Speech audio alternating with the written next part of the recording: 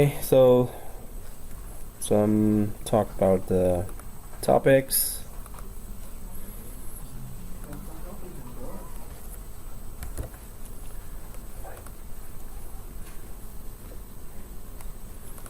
So service applications, we are doing today just one service application, but we're going to be doing a lot of other service applications as well, and we just need to know what they are.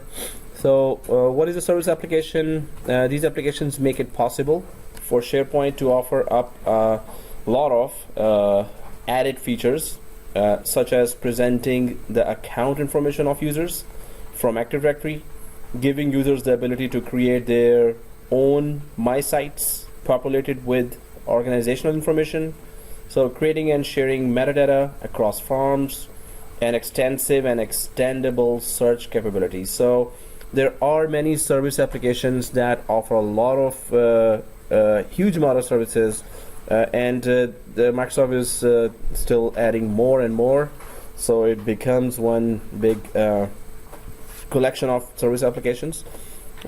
Even when we were installing those, we had to uncheck some of those because they were pretending or related to big enterprise applications, which we could not deploy here.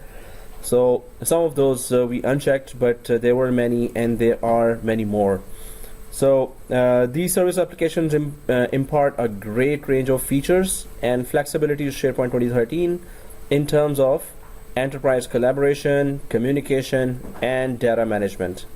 So since there are so many service applications actually, so we can deploy any one of those. We can delete them. We can create a new version of that with customized settings.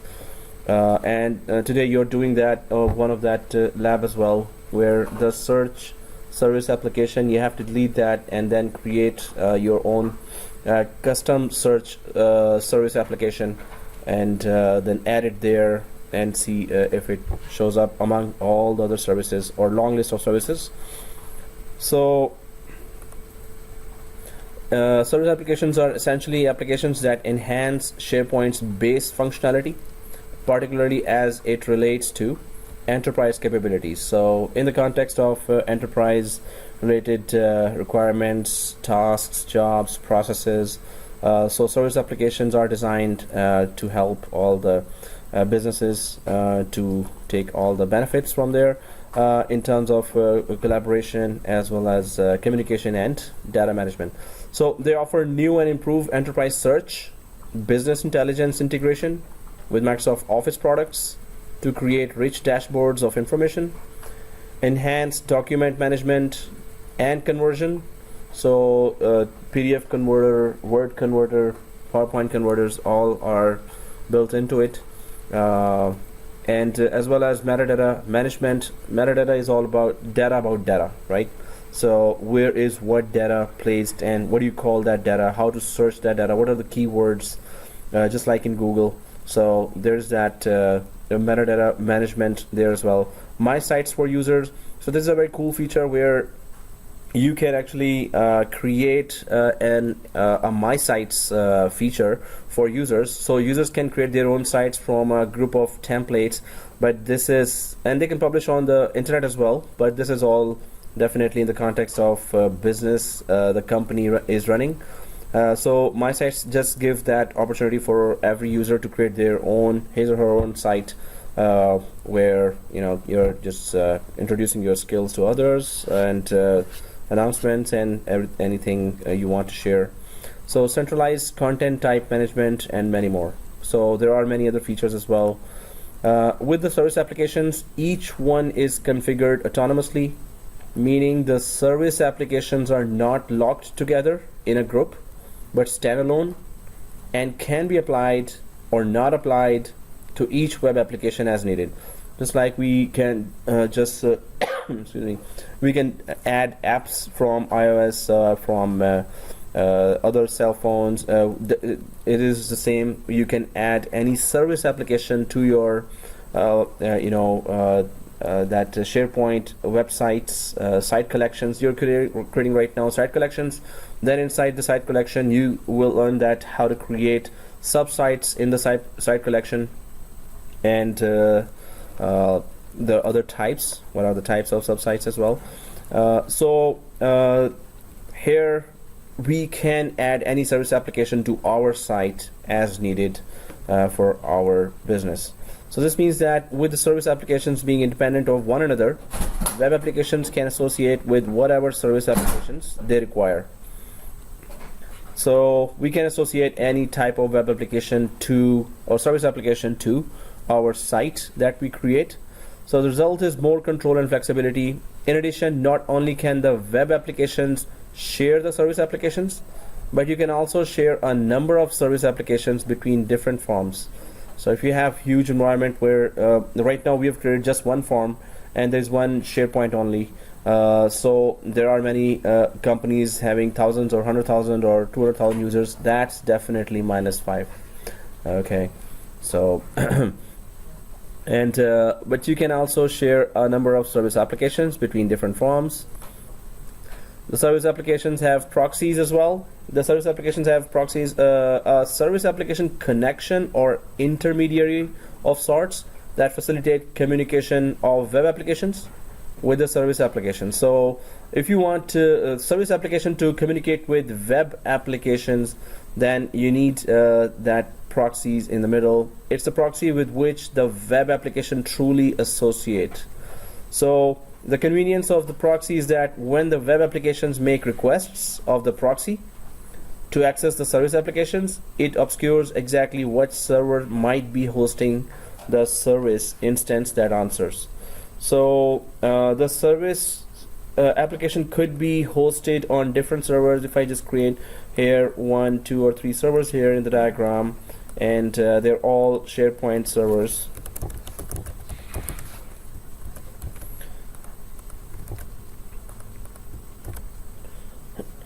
Excuse me. So the service application, suppose the search service application is there. Oops, which I is not typing. Search service application. So it could be hosted on multiple SharePoint servers. So users' search queries could be load balanced across different SharePoint servers if you offer this same service on other servers. Or you can have just one service application that once was running here on one server could be changed, that from now on service application will run on some higher end server if your company has purchased that. So creating service applications, service applications vary as to how they can be created or managed. There are some that are created automatically when SharePoint is installed, and we saw that there were at least 13 or 14 service applications already there, and are generally hands-off in terms of management. You don't have to do a lot, they just run in the background. So you can create others on the managed service applications page in central administration as well. So that's what we were going towards today as well, that you're going to go to the service application area, and then you're going to try to just delete and create an application, search application. So still others you can only create via Windows PowerShell. So different types. There are 3 methods for creating service applications in central administration area: by using configuration wizard and by using commandlets in Windows PowerShell. A very interesting quiz question here, but anyway, let's just go ahead. So how to create service applications by using the configuration wizard. We did that last time. So with the configuration wizard, we can just start that and then check, uncheck all the options there, whichever service we want, whichever service we do not want. So managing service applications here. Many of the service applications available for SharePoint require management, although there are some that have no management options. They're just running in the background.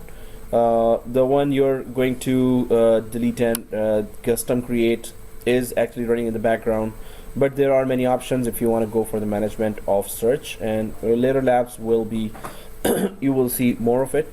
So you can use Windows PowerShell to manage service applications as well. There are several buttons specific to managing the service applications themselves. So manage, delete, administrators, and properties, which is self-explanatory. So creating the state service application. The state service application supports other services such as Visio and InfoPath. So it catches HTTP connection state information that these services use. Be sure to start the service for the state service application before creating the service application. So there is a state service application. State service is the name, and it's a service application, and it supports other services for its running and offering the web portion of those services. So there's creating the machine translation service application. So the machine translation service application performs automatic translation of files and sites. So it does this by sending that information to Microsoft to translate in the cloud. Be aware that there might be a privacy issue involved because the material Microsoft receives can be used to improve the translation service. So you could be giving Microsoft, your private material as well, like company secrets or something. So ultimately what it does is converts files into whatever conversion format you want. In addition, you must make provisions for internet access and adequate bandwidth. This service application also might require some additional coding to do asynchronous or synchronous translations. So machine translation requires claims-based authentication and will trigger OAuth errors in event viewer if there are classic mode authentication web applications associated with the service application. So what's going on here is just that it offers translation of files and sites as well. Well, it's just translation, but it does that by connecting to Microsoft website. So you must have internet connection and adequate bandwidth to use this service. So creating the subscription settings service application. So in SharePoint 2013, the subscription settings service application is required to run app management services. However, subscription settings is also used to make it possible for SharePoint to host site collections for multiple tenants. This is subscription settings. So you can just you can isolate or partition these site collections from everyone else by subscription ID.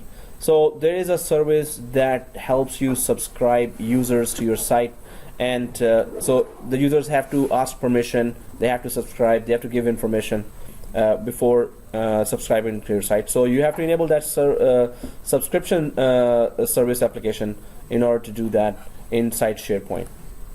So creating and managing the secure store service application. The secure store service application is an authorization service that secures credentials to gain access to external sources.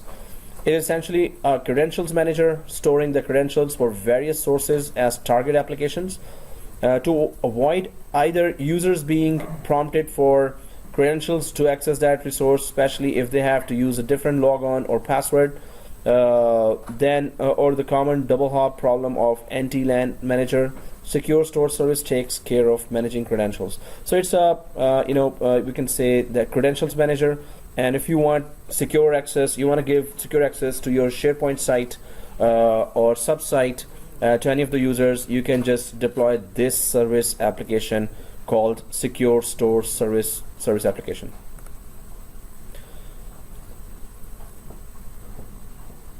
So there are details of how to use a secure store. Creating and managing the work management service application. Then there is a service application called work management service application.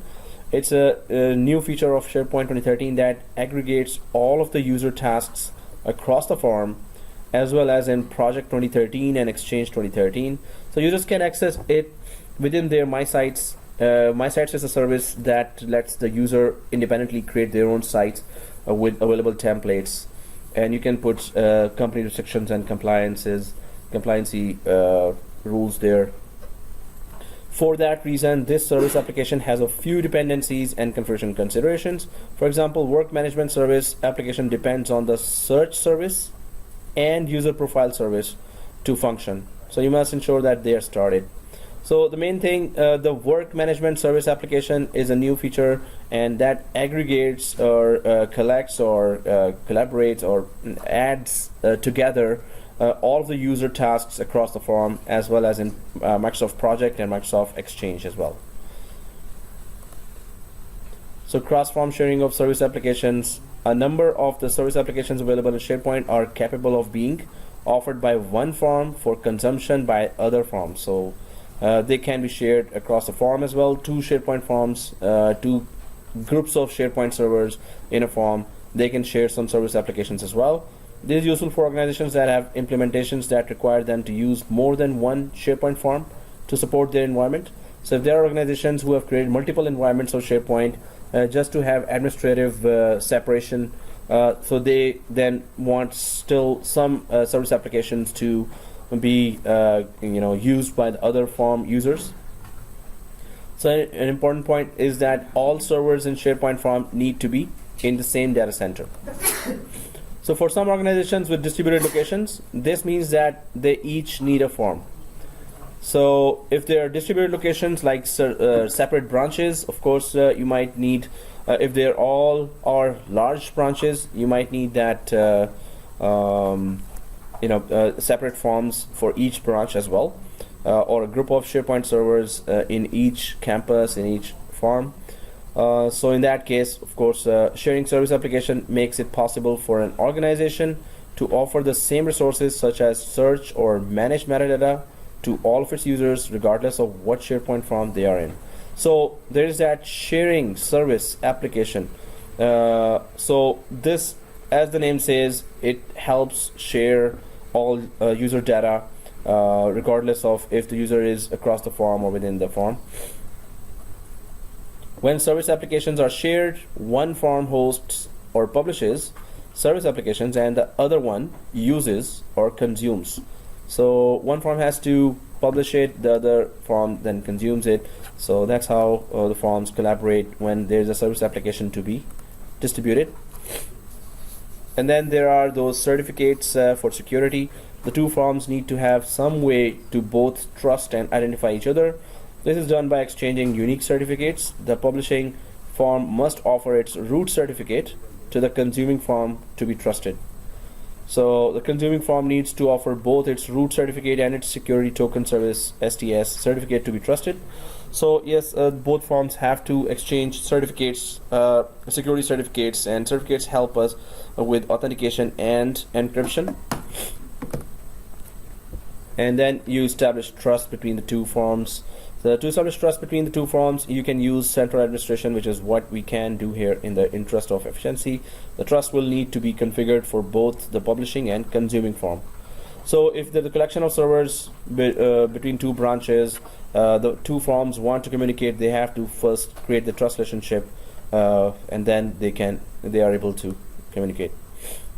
So publishing service applications, after you have established a trust between the two forms, the publishing form can publish the shared service applications.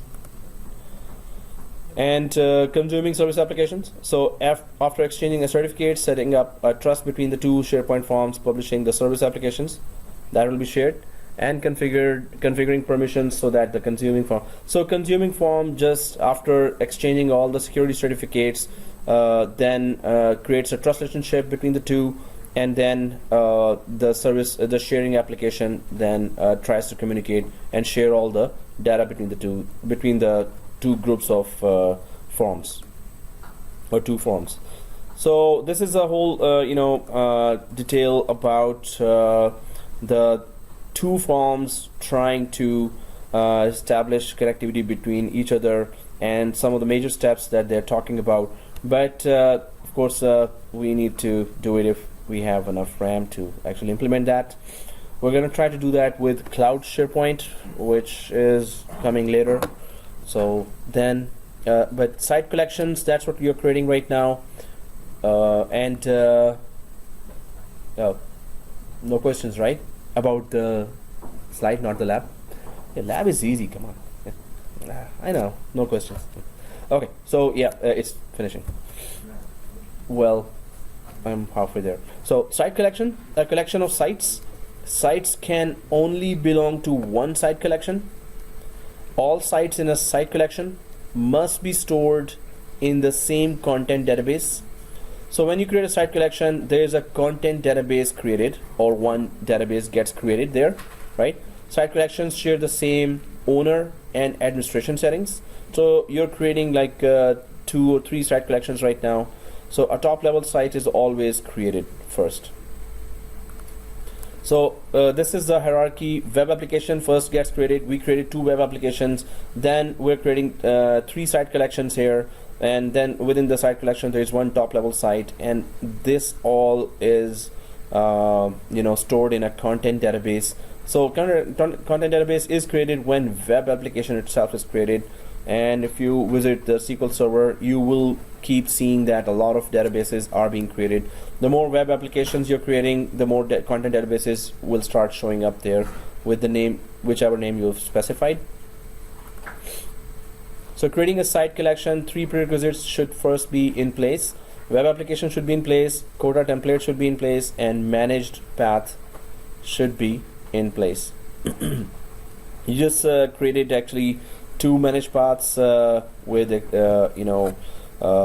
so one of the and you can see the types and you can see the usage of those managed paths as well. So a site collection is created inside a web application that exposes one root SharePoint site and optionally might have additional subsites. So all sites within the site collection share a common root URL, database, site collection administrators, and a number of common administrative settings. So all content in SharePoint is stored within site collections.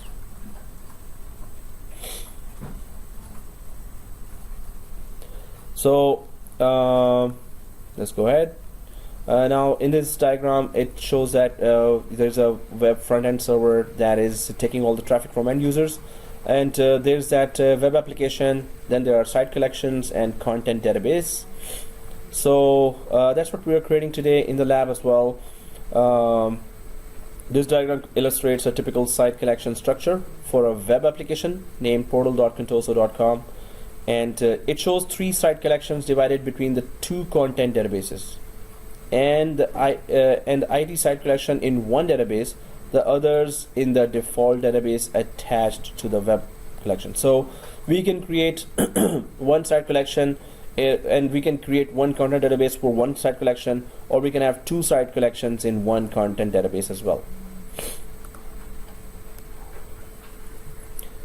So a site collection can be thought of as a security boundary for creating secured content. So this is because every site collection is created with only 1 or 2 user accounts, the primary and secondary site collection administrators, and no users have access to the site collection by default. So this is what you're going to be creating. Actually, you've already created that Active Directory 2 users with your first name, right? Every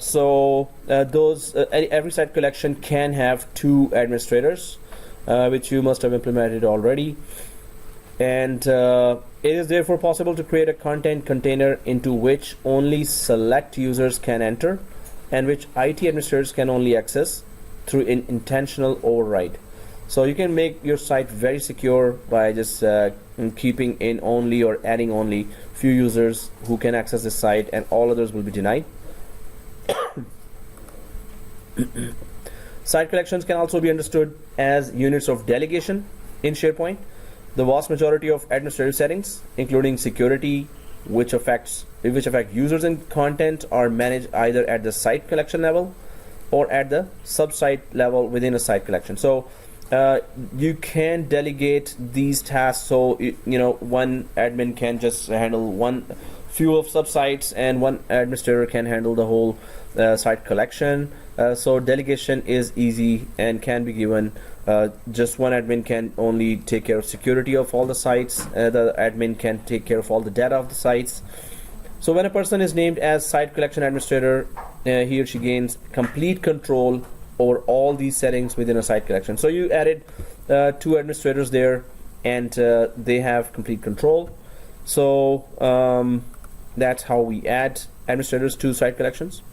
From a storage point of view, site collections can be seen as units for dividing content into separate content databases. So if your site will be receiving a huge amount of data, content, you can create as many databases, content databases, as you want.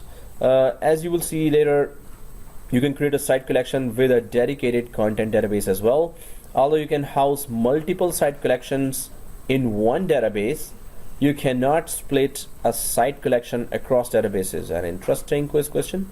So for most environments, Microsoft recommends a maximum of 200 GB per content database.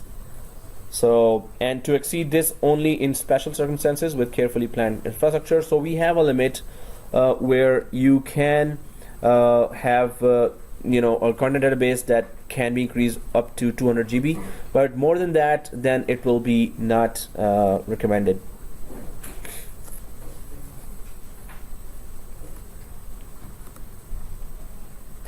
So because the site collections are created automatically for users through self-service site creation, they are automatically created in the web application content database. So users can create their own self-service site as well. For sizing and scaling purposes, Microsoft recommends a maximum of 10,000 site collections per content database. So with one content database, you can have 10,000 site collections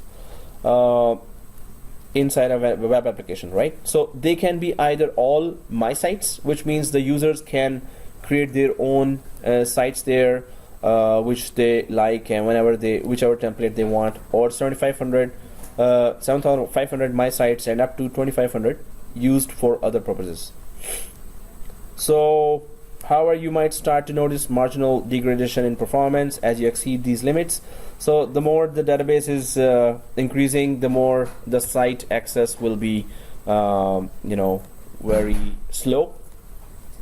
So this is generally not a problem because Microsoft supports up to 500 content databases per form. So in one form, you can have 500 content databases, which could all be in one web application if you choose, which would potentially allow over 1 million site collections per form. So 500 content databases can accommodate 1 million site collections. So even though 500 content databases would not affect the performance of end users accessing sites, form administrators might notice that some operations, such as creating new site collections, take more time. So if you go and use it to the limit, then of course the performance will be degraded, right? So we also created path named and host named site collections. In SharePoint 2013, there are two approaches that you can use for defining the URLs of site collections. So path named site collections and host named. So the site collections themselves are exactly the same, only the method of setting the URLs differs. So with path name site collections, each new site collection is assigned a relative path under the URL of the web application in which they are created. So you're actually doing that in the lab.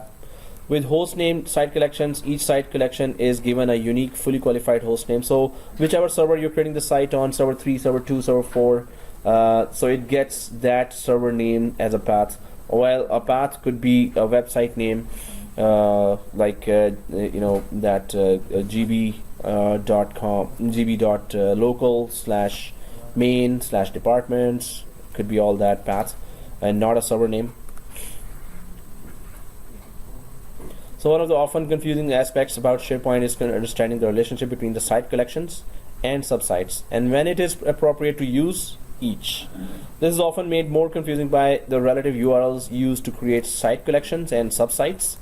So the URL portal.contoso.com/hr could either be a subsite or a separate site collection using an explicit managed path of HR, but the two sites would have very different qualities. So it could be a subsite, it could be a site collection as well, the path, but the difference of qualities make it actually different from each other. A new site collection is created with the top level site that has no inheritance relationship with any other site collection. So the site collection establishes a root site which you are creating now, which is a starting point for a separate silo of security and settings. So when you create a site collection, there's those restrictions and security implementations that you can put. So a subsite automatically inherits the security settings of its parent. So if you create a subsite, of course, it's gonna inherit all the security configurations from site collection, but site collection does not inherit anything. You create rules on the site collection level, while subsites actually just inherits all those rules and configurations. So similarly, many settings that are defined at the top level of the site collection can also be inherited by subsites. So these include content types, site columns, themes, master pages, and navigation, to name a few. Well, yeah, subsites will inherit anything you configured on the site collection or the main site.